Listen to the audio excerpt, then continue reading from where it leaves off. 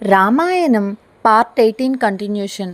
ఓ రామా, నిజమైన మిత్రుడు నా స్నేహితుడి కోసం సంపదలను, దుఃఖాలను, సుఖాలను, చివరకు తన ప్రాణాలను కూడా విడవడానికి సిద్ధపడతాడు. ప్రాణమిత్రులైనమైన మనము స్నేహధర్మాన్ని చక్కగా పాటిద్దామన్నాడు. శ్రీరాముడు అందుకు అంగీకరిస్తూ ఉపకారం జరగడమే మిత్రుని వల్ల ఫల అపకారం చేయడం శత్రువు లక్షణం.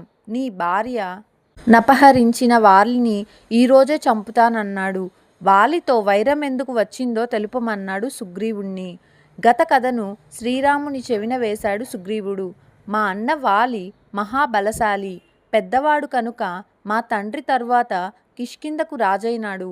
మాయావి అనే వాడికి మా అన్నతో వైరం.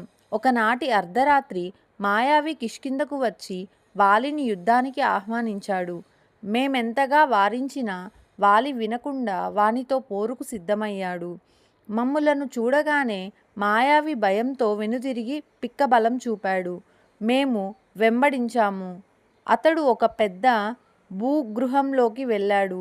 వాలి ఆవేశంతో ఊగిపోతున్నాడు. నన్ను బిలద్వారం దగ్గరే ఉండమన్నాడు. మాయావిని చంపి వస్తానని వెళ్ళాడు. సంవత్సరమైంది అన్న జాడే లేదు. నా ఆశలు అడుగంటాయి. ఆందోళన ఎక్కువైంది. ఇంతలో సుగ్రీవుడితో కూడిన రక్తం గుహలో నుంచి బయటకు వస్తున్నది. లోపల రాక్షసునివి అన్నగారి అరుపులు వినిపిస్తున్నాయి. మాయావి చేతిలో మా అన్న చనిపోయాడనుకున్నాను. రాక్షసుడు బయటకు వస్తాడేమోనని కొండంత బండతో బిలద్వారాన్ని మూసేశాను.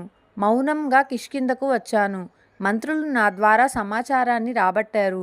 బలవంతంగా నన్ను రాజును చేశారు. కొంతకాలానికి వాలి వచ్చాడు. నన్ను రాజును చేయడం చూసి కన్నులెర్రజేశాడు. నా కుమారులను చెరసాల్లో బంధించాడు. ఎంత బతిమాలినా క్షమించలేదు. సరికదా, నన్ను రాజభ్రష్టుణ్ణి చేయడమే కాదు, నా భార్య రుమను అపహరించాడు. ప్రాణభీతితో పరుగులు తీశాను. సమస్త భూమండలం తిరిగాను. చివరకు ఈ ఋష్యముఖ పర్వతాన్ని చేరుకున్నాను. మతంగముని శాపం కారణంగా వాలి ఇక్కడకు రాలేడు.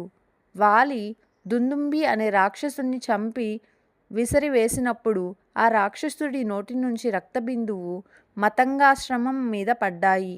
అందుకు కోపించిన ముని ఋష్యముఖ పర్వతం మీద కాలు పెడితే వాలి మరణిస్తాడని శపించాడు అంటూ సుగ్రీవుడు తన కథనంతా చెప్పాడు. శ్రీరాముని బలమెలాంటిదో తెలుసుకోవాలనుకున్నాడు సుగ్రీవుడు. దానికి జవాబుగా శ్రీరాముడు కాలి బొటనవేలితో అక్కడ పడి ఉన్న దుందుంబి అస్థి పంజరాన్ని 10 యోజనాల దూరం పడేటట్లు చిమ్మి వేశాడు. ఒకే బాణంతో 7 మద్ది చెట్లను చీల్చాడు. సంతోషించాడు సుగ్రీవుడు. To be continued in next part.